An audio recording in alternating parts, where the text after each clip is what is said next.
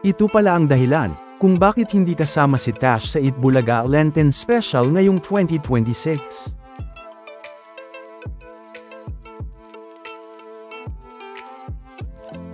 Riza may pasabog sa Eat Bulaga. Mga singing queens, magpapasaya sa by request ng Eat Bulaga.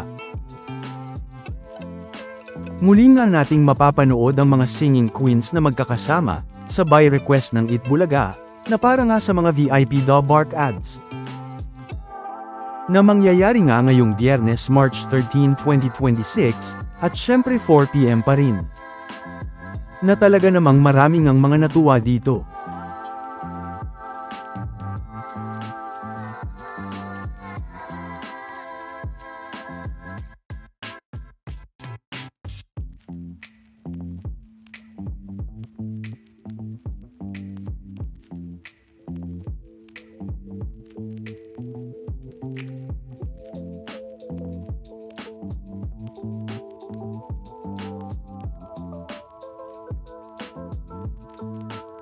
Pero, isang tila pasabog naman nga ang dapat nating abangan kay Riza May, pagkatapos ng magbigay ng mga positibong comments ni Sir Joseph sa ginawang pagkanta ni Riza May noong Huwebes March 12, 2026.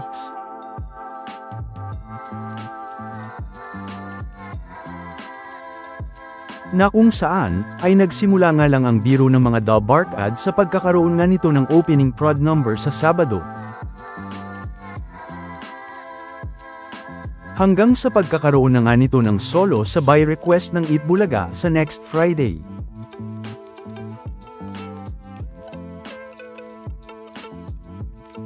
At maging ang biro nga ng mga Bark ads sa cafe tour ni Riza May.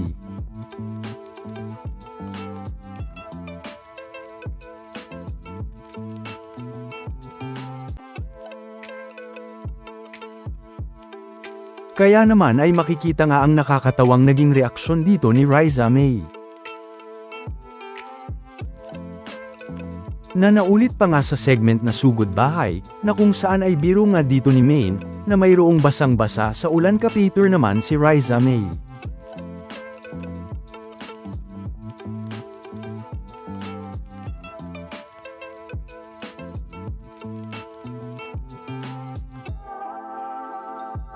Na nangyari nga pagkatapos mapag-usapan ang cafe tour ni singing Queen Eunice at Yul ngayong Biyernes. Samantala, talaga namang maraming ang mga nagtataka na mga netizens, na nagtatanong nga kung bakit hindi kasama si Tash sa Lenten Special ng Eat Bulaga ngayong taon.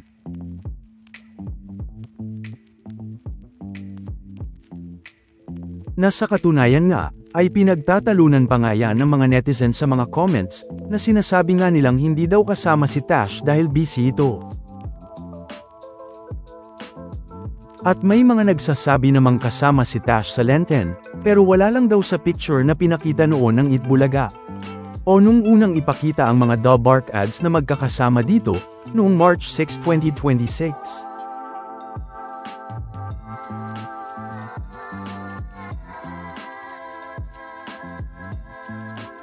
Na napag-usapan na rin natin noon. Pero, matatandaang noong Miyerkules nga March 11, 2026, ay pinakita na nga ang mga title ng tatlong kwento ng Eat Bulaga Lenten Special, at ganun na rin nga ang mga pangalan dito. Pero, taliwas nga sa sinasabi ng ilang mga comments, ay wala din nga ang pangalan ni Tash dito.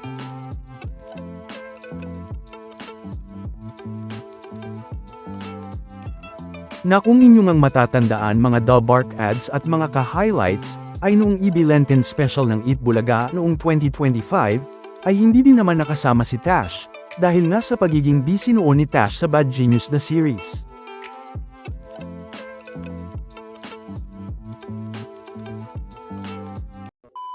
Welcome back mga ka-highlights! Bago tayo magpatuloy ay maaaring mag-subscribe at i-click ang notification bell para updated kayo sa mga susunod pang videos, at paki-like na rin ang video, share at mag-comment na rin. Maraming salamat po. Na matatandaang, ayon sa interview ni Tash noon, na mababasa naman sa isang article mula sa PepPH, ay nagpaalam daw siya sa Eat Bulaga, kaya alam naman daw ito ng TVJ Productions.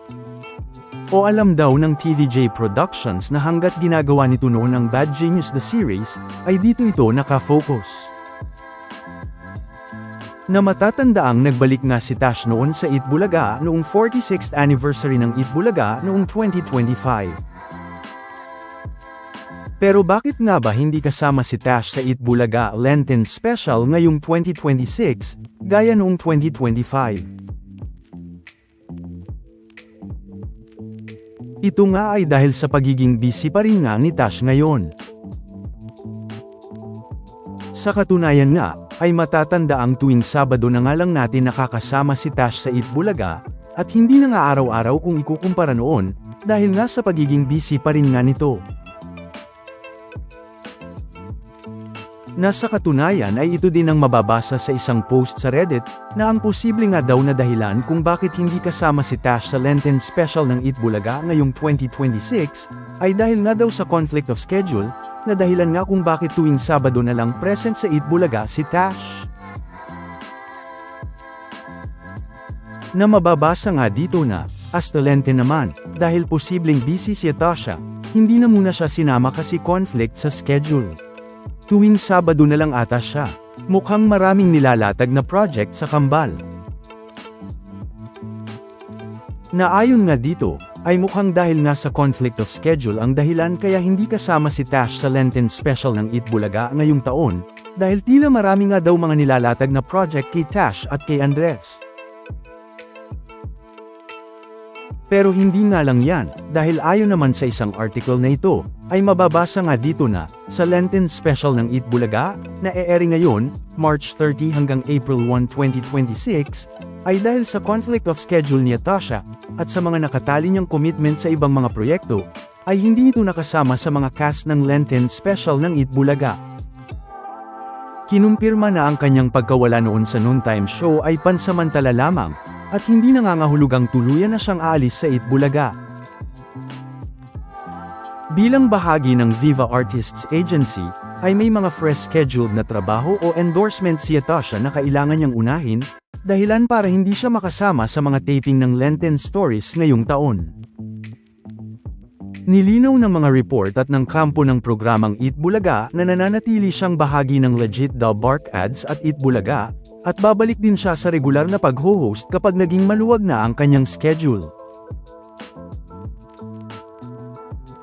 Na ayon nga dito, ay conflict of schedule pa rin nga ang dahilan kung bakit hindi kasama si Tash sa Lenten Special ng Eat Bulaga ngayong taon, dagdag pa nga dito, ay may mga fresh schedule na trabaho o endorsements na daw kasi si Tash na kailangan nitong unahin, bilang Viva Artists, na dahilan nga daw kaya hindi nakasama si Tash sa taping ng Lenten. Mababasa din nga dito, na nilinaw daw ng kampo ng Eat Bulaga, na magbabalik daw sa pagiging regular host, o pag-ho-host ni Tash araw-araw sa Eat Bulaga kapag naging maluwag na daw ang schedule nito. Kaya naman, ay kung titignan nga, ay mukhang dahil nga sa hindi kinaya ng schedule ni Tash, ay ito nga ang dahilan kaya hindi ito nakasama sa mga taping ng Lenten Special ng Eat Bulaga.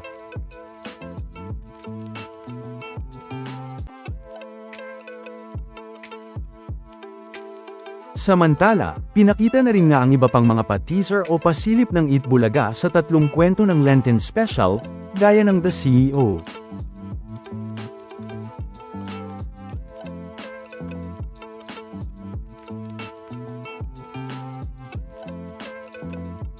May Forever.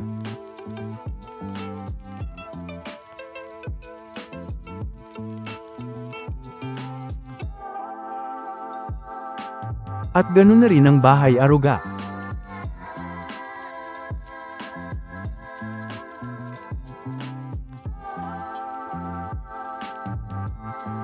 Na kung saan ay nag-viral pa nga ang teaser ng Eat Bulaga Lenten Special, lalo na nga ang pa-teaser sa May Forever, na kung saan sumayaw nga ang mga Daw Bark Ads at cast nito ng dance trend na Hawak Mo Ang Beat.